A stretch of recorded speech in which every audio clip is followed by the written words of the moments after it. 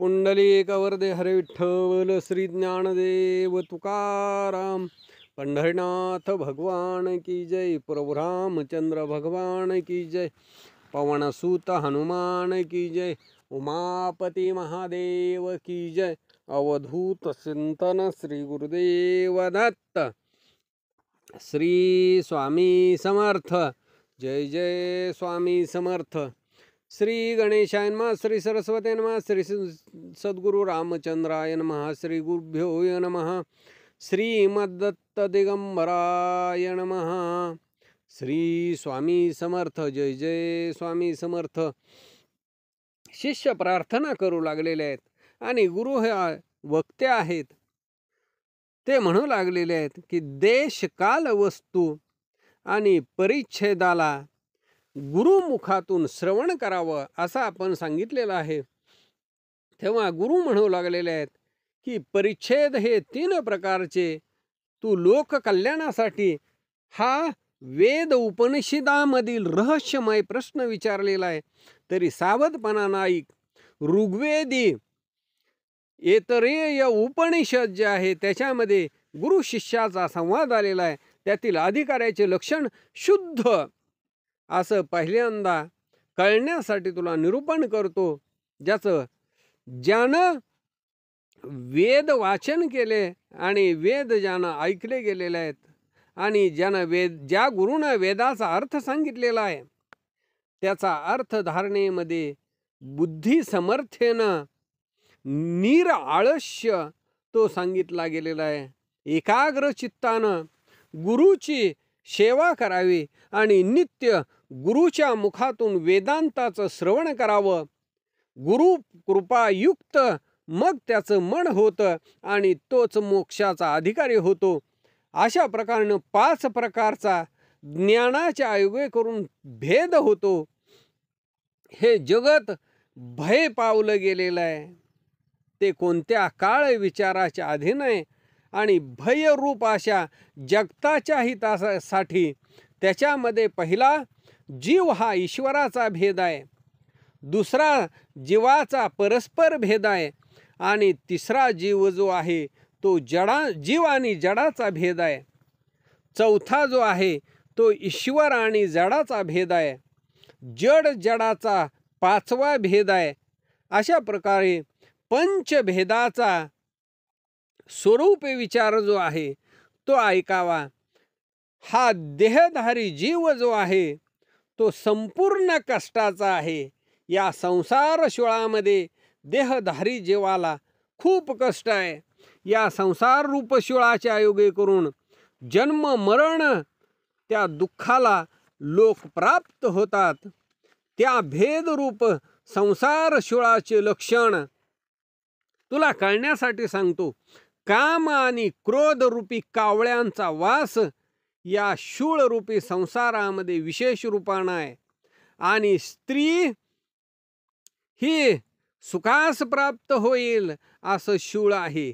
यद्यपि स्त्री ही सुखाचं कारण नसून उलट ते दुःखाचं कारण होतं। जसं मार्गाने चालणारा त्याला श्रम परिहार होतो आणि श्रम परिहार झाल्याच्या नंतर त्याला वरून लाथेचा प्रहार झाल्याच्या नंतर ते दुःखाला कारण होतं।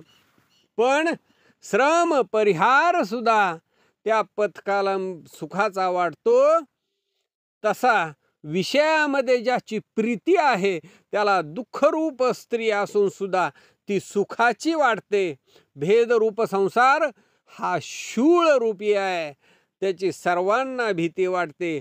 हा संसार रूप शूळ अतिशय तीक्ष्ण आहे। अज्ञान रूपी लोखंड त्या शूळाचं कारण आहे। जिथं अज्ञान आहे तिथं जास्त दुःख आहे आणि म्हणून रज तम आणि सत्व हे 3 गुण म्हणजे त्या शूळाच्या फांद्या आहेत। असा संसार रूपी शूळ संपूर्ण देहधारी जीवाला का वाटतो, कसा वाटतो, या शिष्याचे प्रश्नाचे उत्तर दयाळू गुरु सप्रमाण देतात। शिष्या, काम क्रोध आदी करून जे कावळे आहेत ते निवास करतात आणि स्त्री रूप तिचा वास तिथं संसारामध्ये आहे. असा संसार रूप शूळ परमेश्वर मायेनं निर्माण केलेला आहे. ती माया आत्मज्ञानानं निवृत्त झाल्यावरती त्या मायेचं कार्य या संसार शिळातून सहजपणानं निवृत्त होऊन जातं. जसं तंतू नष्ट झाल्याच्या नंतर कपडा नष्ट होतो, तसं माया आणि अज्ञान हे दोन्ही एकच शब्द आहेत. त्याच्यामुळं एकाच अर्थाचे माया आणि अज्ञान हे अविरोध, जसं घट आणि कलश, घागर आणि कळशी हे दोन्ही शब्द एकच आहेत, एकार्थवाचक आहेत. शिष्य म्हणू लागलेला आहे, ज्ञानानं अज्ञान निवृत्ती होते असं आपण सांगितलेलं आहे, पण ते कल्पांती सुद्धा घडत नाही. कारण घट पदार्थ ज्ञान असून या जगतामध्ये अज्ञान जात नाही. मग गुरु शिष्याला सांगू लागलेले आहेत, वेदांत उपनिषद श्रवणाच्या योगे करून उत्पन्न झालेलं जे महावाक्य जन्य ज्ञान आहे तेच या अज्ञानाला घालवू शकतं. त्या ब्रह्मज्ञानाहून जेवढं भिन्न ज्ञान आहे ते संपूर्ण अज्ञान जाणलं जावं. म्हणजे वेदशास्त्र पुराण सोडून जे कल्पित रचलं गेलेलं काही स्वतःच्या मनाचं सांगितलेलं गेलेलं ज्ञान आहे ते संपूर्ण अज्ञान आहे. म्हणून शिष्या त्या अध्यात्म ज्ञानाच्या योगे करून अज्ञानाची निवृत्ती घडत नाही. म्हणून जे कल्पित ज्ञान आहे ते अज्ञान आहे, त्याच्यामुळं अज्ञान जात नाही. त्याच्यासाठी गुरुमुखातून जे उपनिषद आहेत, वेदशास्त्र आणि पुराण यांचं मर्म समजावून घ्यावं. त्या ब्रह्म जसं सन्निपात एखाद्या माणसाला झालेला आहे, भ्रम झालेला आहे, आणि पश्चाताप होऊन भ्रम झाल्याच्या नंतर, वेळ झाल्याच्या नंतर मग तो काय करतो, बडबड बडबड करतो. त्याचा ऐकल्यानंतर कुणीही त्याला यथार्थ मानत नाहीत, कारण त्याची भ्रांतीतलं ज्ञान आहे, त्याचं पश्चातापाचं ज्ञान आहे, म्हणून त्याला खरं कोणी मानत नाही. म्हणून वेदांताचं जे महावाक्य आहे आणि गुरुमुखानं जो वाक्याचा अर्थ श्रवण केलेला आहे त्या श्रवणाचं मनन झालं की मग मात्र ब्रह्मज्ञान प्राप्त होतं आणि त्याच ब्रह्मज्ञानानं मोक्ष प्राप्ती होते. याच्यासाठी शूळ रूप संसाराचा त्याग करून ब्रह्मप्राप्ती रूप जो मुक्ती मंडप आहे त्या मुक्ती मंडपामध्ये येऊन आत्मस्वरूप हे परिच्छेद रहित ओळखावं आणि त्या परिच्छेदत्रयी विषद अशा देश परिच्छेद, काल परिच्छेद आणि वस्तू परिच्छेद अशी जी लक्षणं आहेत, पहिल्यांदा घट आदी करून अनंत पदार्थामध्ये देश परिच्छेद लक्षण दाखवतं. अत्यंत अभावाच्या योगे करून प्रतियोगीपणाप्रती त्याला देश परिच्छेद म्हणतात. पृथ्वीवरती असलेला घट अन्य ठिकाणी तो असत नाही, म्हणून त्याला देश परिच्छेद म्हणतात. आणि दुसरा असणारा काल परिच्छेद, हाच घट उत्पन्न होण्याच्या अगोदरही नव्हता आणि नाश पावल्यानंतरही नाही, म्हणून त्याला काल परिच्छेद असं म्हणतात. पण आत्मा हा आदी आणि अंती आहे, अस्ति आणि नास्ती हे वस्तूमध्ये असतात, पण आत्मा हा आदिही आहे आणि अंतीही आहे, आणि म्हणून तो काल परिच्छेद नाही. जसा घट काल परिच्छेद आहे, वस्तू जड वस्तू ही काल परिच्छेद आहे, तिसरी जी आहे ती वस्तू परिच्छेद आहे. अनन्य भावानं प्रतियोगीपणानं त्याचं नाव वस्तू परिच्छेद आहे. तेच उदाहरणासहित ऐकावं. जसं पट आणि घट हा नाशवंत आहे, या रीतीनं घटाचा अनन्य भाव हा पटामध्ये भासत नाही. त्याप्रमाणे अस्ति हा ज्ञानाचा, तोच या भूमीचा विषय आहे. घट हा पृथ्वीचा मातीचा विषय आहे. म्हणून घटाहून तो अस्ति हा भिन्न आहे.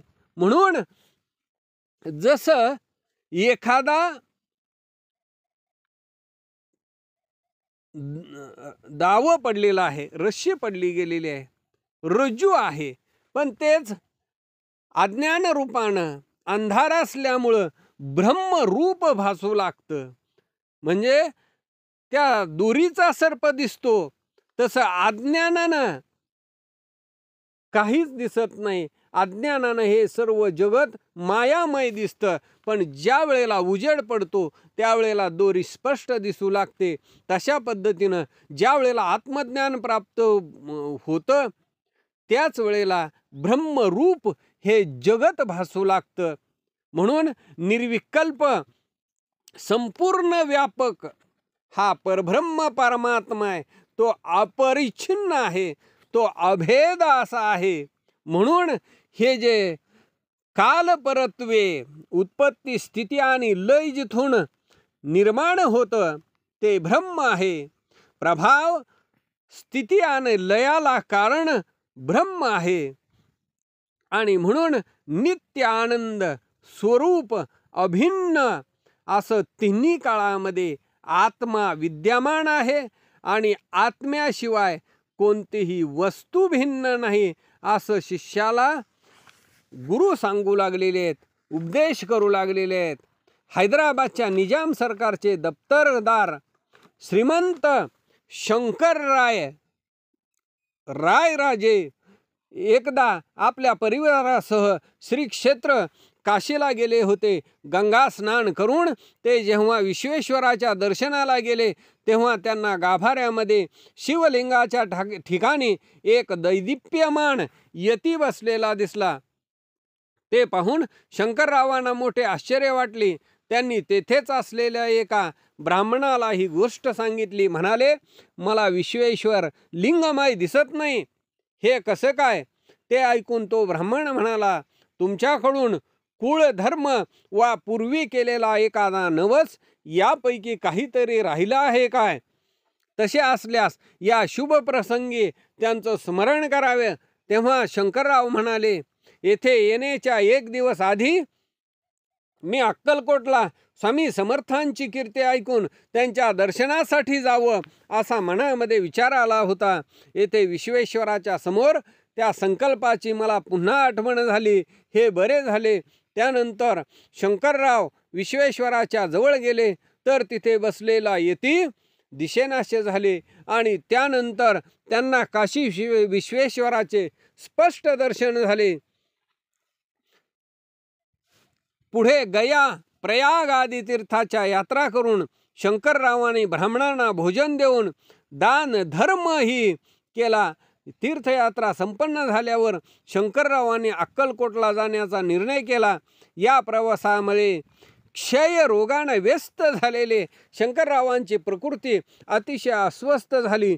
तरीही ते शीघ्रपणाने अक्कलकोटला आले. ते जेव्हा स्वामींच्या दर्शनासाठी गेले तेव्हा विश्वेश्वराच्या लिंगस्थानी काशीमध्ये पाहिलेले तेच यतीश्वर्य हे तेच आहेत हे जाणून त्यांना परम आनंद झाला.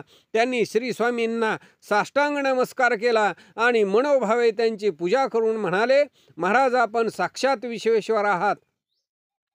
आपल्या दर्शनाने मी धन्य झालो आहे. तरी कृपा करून मला आरोग्य संपन्न करा. या व्याधीने मी पुरता बेजार झालो आहे. आपल्या कृपेने बरे वाटू लागले तर आपल्यासाठी मी मठ बांधीन. तेव्हा श्री स्वामी म्हणाले, काळजी करू नका, आरोग्य सुधारेल. त्यानंतर स्वामींच्या सांगण्यावरून चोळाप्पाने श्रींचा तीर्थप्रसाद शंकररावांच्या मुखामध्ये घातला. त्यामुळे शंकररावांच्या व्याधीला उतार पडला आणि काही दिवसांनी ते खडखडीत बरे झाले. पुढे ते हैदराबादहून पुन्हा अक्कलकोटला आले आणि श्रींच्या सूचनेनुसार गावाबाहेरील श्रीराम मंदिराच्या जवळ एक सुंदर मठ बांधला. त्यात गाभाऱ्यासह एक दगडी देऊळ बांधले. तेथे श्रींच्या पादुकांची मोठ्या थाटामध्ये स्थापना केली आणि ते हैदराबादला परतले. अक्कलकोटास रामाचार्य जमखंडीकर नावाचे एक सद्गृहस्थ राहत असत. त्यांच्या घरी रामदास नावाच्या एका साधूचा काही दिवस मुक्काम होता. ते गुरुभक्तिपरायण, योगाभ्यासी व विरक्त होते. ते अतिशय सुरेख भजन करीत असत. त्यामुळे स्वामी महाराजांनी त्यांना कबीर हे नाव ठेवले होते. याच रामाचार्यांच्या घरी गणपतराव नावाचा एक कोकणस्थ माणूस राहत असे. तो शुद्ध अंतकरणाचा, प्रेमळ व निर्लोभी स्वामी भक्त होता. तो अतिशय रुचकर स्वयंपाक करत असे आणि नित्यनेमाने श्रींच्यासाठी नैवेद्य करून नेत असे. पुढे तो काशी क्षेत्री गेला. बाबा सबनीसांच्या घरी वेदांत ग्रंथाचे वाचन, श्रवण व त्यावर चर्चा होत असे. तेथे दत्तमभट्ट नावाचे गृहस्थ उपस्थित असत. श्रींच्या सेवेसाठी संसाराचा त्याग करून दत्तमभट्ट अक्कलकोटास येऊन राहिले. रायरायांच्या मठामध्ये अद्यापवरी नित्यपूजा नैवेद्य हा पूर्व परंपरेनं चालतो. मोरपंत म्हैसकर ब्राह्मण पुजारी पूर्वीपासून ते काम करत असत. सर्वत्रांचा योगक्षेम श्री गुरुस्वामी समर्थ चालवतात आणि तेच लीलामृत भक्त आवडीनं ऐकतात. पुढील अध्यायामध्ये सुखरूप अशी गोड कथा ऐकायला मिळेल. स्वस्ति श्री गुरुलीलामृत वेद वेदांग उपनिषदार्थमथित ब्रह्मनिष्ठ वामन विरचित त्रिदशोऽध्याय गोडहा इति श्री गुरुलीलामृते गुरुशिष्य संवादे त्रिदशोऽध्याय समाप्त. श्री गुरुदेव दत्त.